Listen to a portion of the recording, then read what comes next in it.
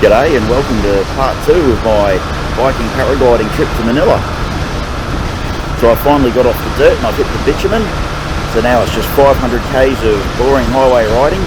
I'm heading up towards Mildura, going to aim to stop up there somewhere and find a nice off-road site on the Murray River to camp out for the night.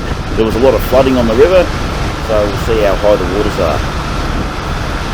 And I'll get to test out my camping rig, see if it's any good or not. I'm not used to riding bikes like this, but especially not on the highway. Most of the motorbikes I've owned in the past were high performance road bikes. Yeah, so this is something quite different. This has got a lot of bottom end torque, so it's really good at low speed and has loads of grunt, but it doesn't have a lot of top end power. So it just feels really odd to me to be on a bike that just doesn't want to fly under power. I mean, I'm not going to get any speeding fines on this bike, it's just not fast enough. It sits on highway speeds loaded reasonably well. I like to sit just a little bit under the speed limit, just to keep it safe. Yeah, it pops along alright. It doesn't use very much fuel though. The highway bars worked out really well. It gives me a place to rest my feet and stretch them out while I'm riding down the road. I had to DIY the actual mounting bracket because the ones that came with the pegs were useless. Well, end of day one. Wasn't a bad day of cruising. I think 4.7 litres per 100 k's I was getting, which is really good. Bike's quite stable. It's pretty comfortable, but my butt's gotten a bit sore. I mounted my GoPro on the front here, and I don't know how it did it. It fell off and went bouncing down the road, and I thought it was destroyed, but it's still working. Unbelievable. Yeah, I don't have much luck with the old GoPros at the moment. Focus on what I'm doing here. These roads are shit.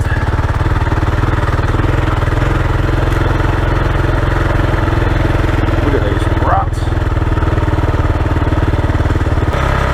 So yeah, pretty happy with the bike. But I am tired. I only did 5 hours of riding today and I'm exhausted.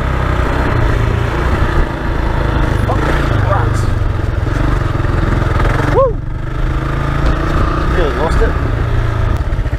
Let's try River Access 6, huh? Nothing but soft bloody sand here. The river's down though, it's not flooded. That's really good to see. Find something that isn't soft sand. That's not very solid. Not solid enough for the bike, eh?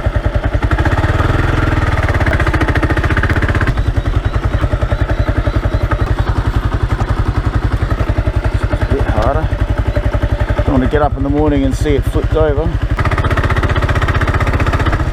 think if I go up to the end of this, there's a bit more hard standing. Might try there. I haven't got a plate to go under the foot peg. Riding on sand, eh? Didn't expect to be doing this today.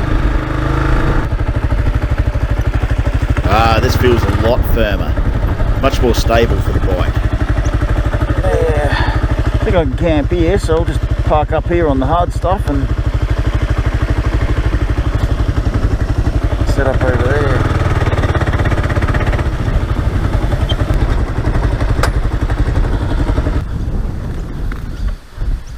So the pack system held up well.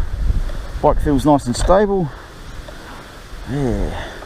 Just got to stop destroying my GoPros, eh? You can tell this whole area has been underwater. No footprints, no marks, it's just all undulating and the surface is crusted up, so I've got to flatten it out before I put my tent down. I'm going to be living in this tent maybe for a month, so I hope it works out. It's a Black Wolf Grasshopper. Black Wolf's always been a really good brand for me. Their gear's really good and it just lasts forever. A bit expensive, but let's see how it goes. Oh, this is going up real easy. Just got to whack the fly on the top, waterproof fly. Good.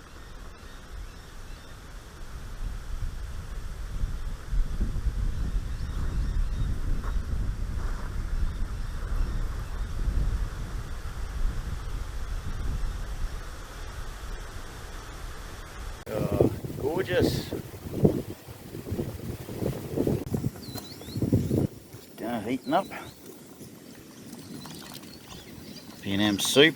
We used alfoil as a liner, which may or may not help with the cooking, or help with the cleaning. God, I'm tired. See how that goes. And I'm using my body as a windbreak for heating up dinner.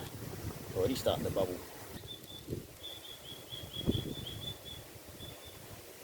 Mine's classic P&M. That's pretty good. Especially when it's hot. Things always taste better out in the bush, eh? So Aki had this idea of putting the tin foil in there to protect the pot. See if it works. Yeah, spotless. Good plan, Aki.